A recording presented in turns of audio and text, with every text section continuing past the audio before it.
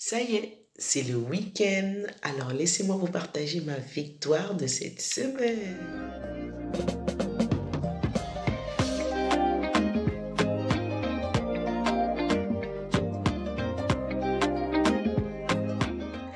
Alors, si je vous dis l'intérêt commun, et oui, le thème de cette semaine porte sur l'intérêt commun qui permet la durabilité d'une relation, mais également d'une entreprise et aussi d'une communauté, particulièrement au sein du mariage. Avec mon mari, nous avons échangé suite à des échanges qu'on a eus avec des amis en commun qui ont traversé ou qui du moins qui traversent des moments difficiles dans leur couple ou même au sein du travail.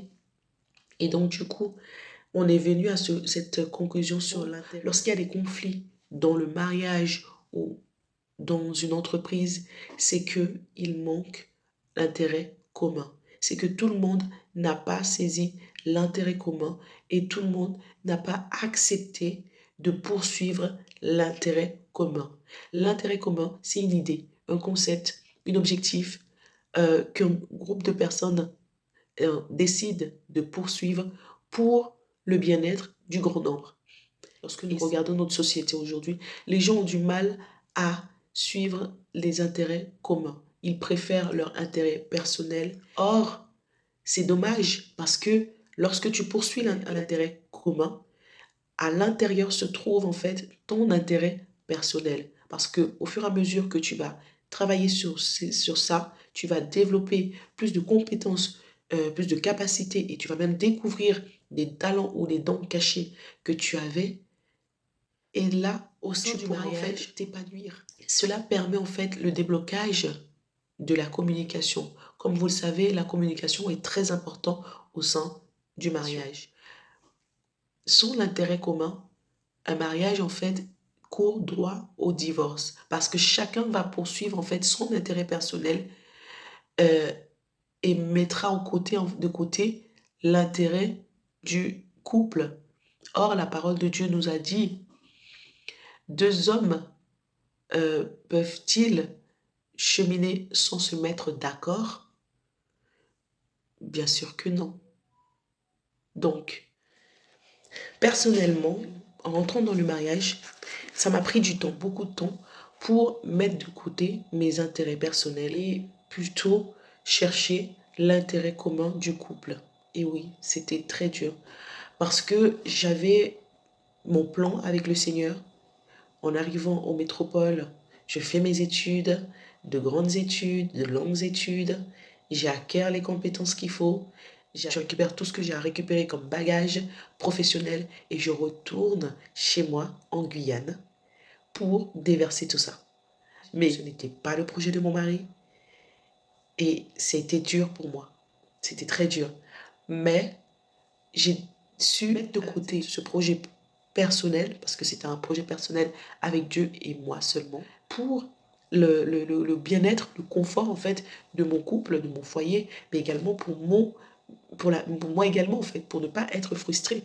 Ce n'est pas une compromission, je ne me suis pas compromis en fait, mais j'ai préféré en fait euh, obéir à la parole de Dieu qui dit que l'homme quittera son père et sa mère et s'attachera à sa femme, et les deux deviendront une seule chair.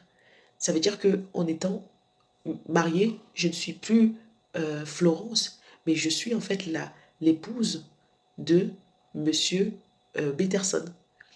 Donc du coup, je me dois en fait de le suivre. Je me dois en fait d'être à ses côtés, de l'accompagner également dans ses projets. Et je vous assure, lorsque j'ai pris cette décision de mettre de côté euh, mon projet personnel, eh ben, la communication, la relation entre mon mari et moi était beaucoup plus fluide et aussi beaucoup de bienveillance.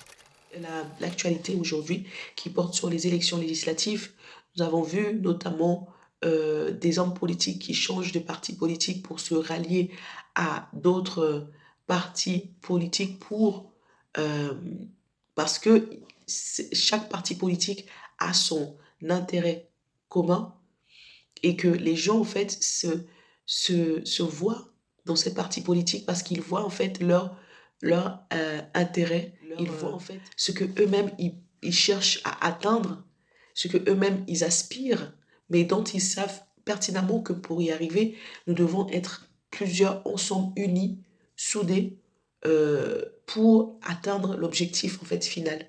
Et dans ce cas-là, en fait, obligé de mettre de côté nos différences, mais simplement de se focaliser sur l'intérêt commun. Une autre bénéfique de l'intérêt commun, c'est que dès l'instant où nous faisons partie, nous poursuivons un intérêt commun, nous nous considérons avec les mêmes personnes qui ont les mêmes intérêts communs que nous sommes de la même famille, d'une même famille, que ce soit une famille, que nous appartenons à cette famille. Automatiquement, en fait, on voit le concept de la famille prend, prend sa place, prend sa place au sein de de cette communauté de personnes qui se sont regroupées autour d'un seul intérêt commun. Voilà. Donc, partagez.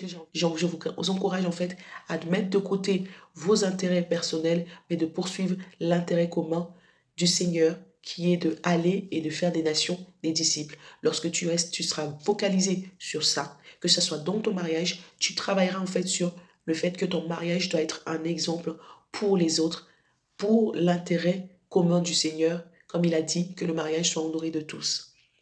Et pour ce qui est de son Église, tu embrassera la vision de l'Église qui est l'intérêt commun dans le but de prendre soin des âmes, cherchant, comme il a dit le Seigneur dans sa parole, d'abord son royaume et sa justice et tout le reste nous sera donné par-dessus tout.